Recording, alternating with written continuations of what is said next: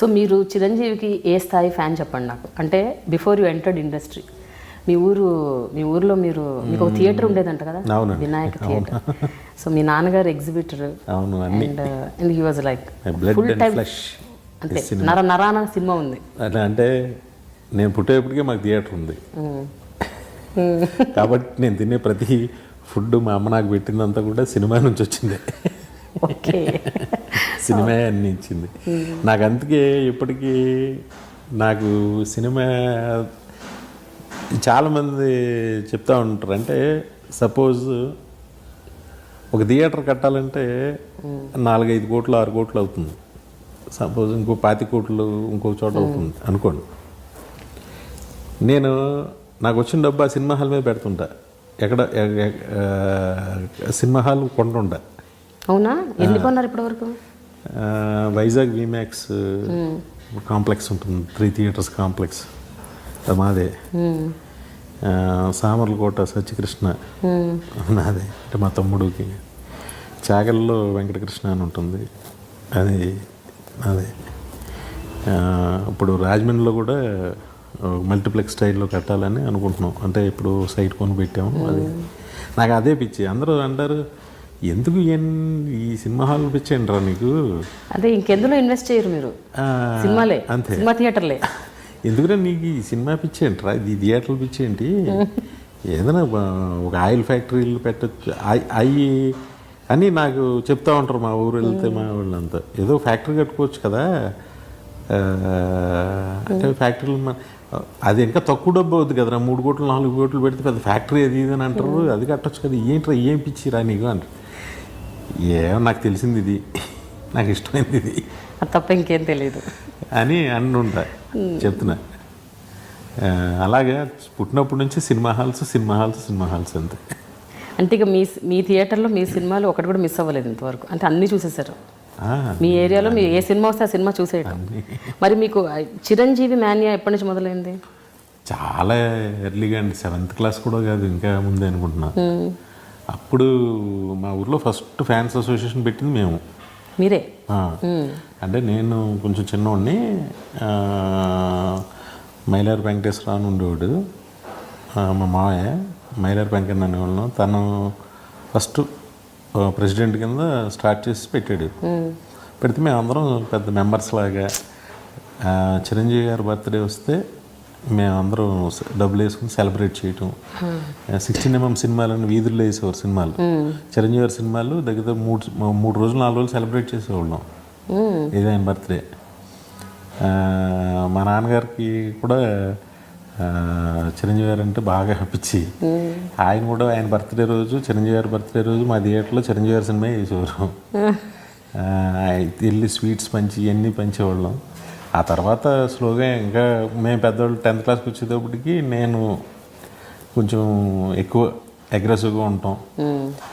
చిరంజీవి గారి సినిమా వచ్చేసరికి ఇంటర్మీడియట్కి అలా వచ్చేసరికి రాజమండ్రిలో అప్పుడు ఇన్నేసి థియేటర్లు లేవు, టికెట్లు చాలా కష్టం. కానీ వెళ్ళి మా నాన్నగారు తీసుకొచ్చి ఇచ్చేవారు నాకు. 50 టికెట్లు 60 టికెట్లు అంటే ఆ రోజుల్లో ఎంత గొప్ప మామూలు విషయం కాదు. కార్లు పెట్టి జెండాలు కట్టి తీసుకెళ్ళి సారథ్యం అంతా నాది. ఓహో, చాలా ఘన చరిత్ర ఉంది అయితే.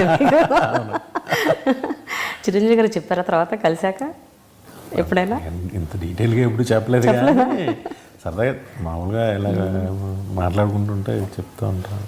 అంటే అప్పట్లో ఒక హీరో ఫ్యాన్స్ అంటే ఇట్లాగే గుంపుల్లో వెళ్ళిపోయి ర్యాలీలు చేయడాలు, సినిమా రిలీజ్ అయితే దండలు కట్టేసి పోస్టర్లు పెట్టి థియేటర్లో ముందు మొత్తం ఇంకా మేమే మాదే అన్నట్టు అలా ఉంటుంది ఆ కైండ్ ఆఫ్ థింగ్. ఎప్పుడైనా ఇంట్లో ఈ విషయంలో మీరు ఎప్పుడన్నా తిట్లు తిన్నారా? ఏంటి అసలు ఈ పిచ్చి చదువుకోక ఏమిటి గోళ అని? ఎందుకంటే చిరంజీవి గారు కూడా చాలా సందర్భాల్లో చెప్తుంటారు మీరు ఈ రకమైన అభిమానం మంచిది కాదు.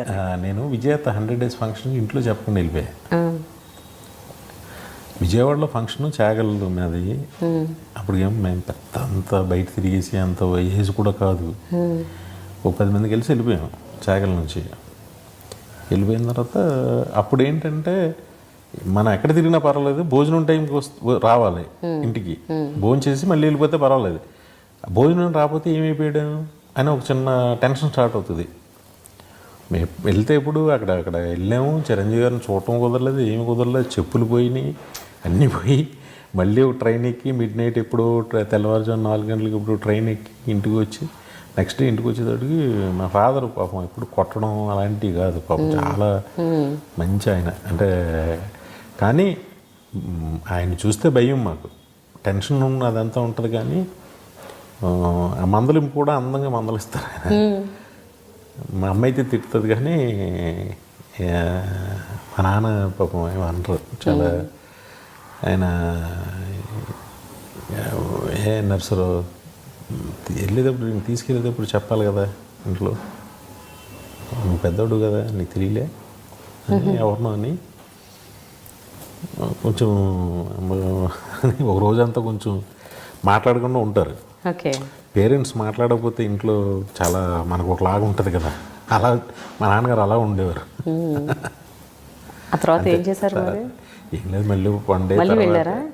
ఎప్పుడే ఇంకా ఫంక్షన్స్ అని కాదండి, సినిమాలకి అయితే మా నాన్నగారు టికెట్లు కూడా ఇచ్చేవారు నాకు. ఓకే, అట్లా కాదు, మళ్ళీ ఇలాంటి 100 days ఫంక్షన్స్ సక్సెస్ మీస్కి మళ్ళీ వెళ్ళారా చెప్పకుండా? తర్వాత వెళ్ళలేదండి, తర్వాత వెళ్ళలే.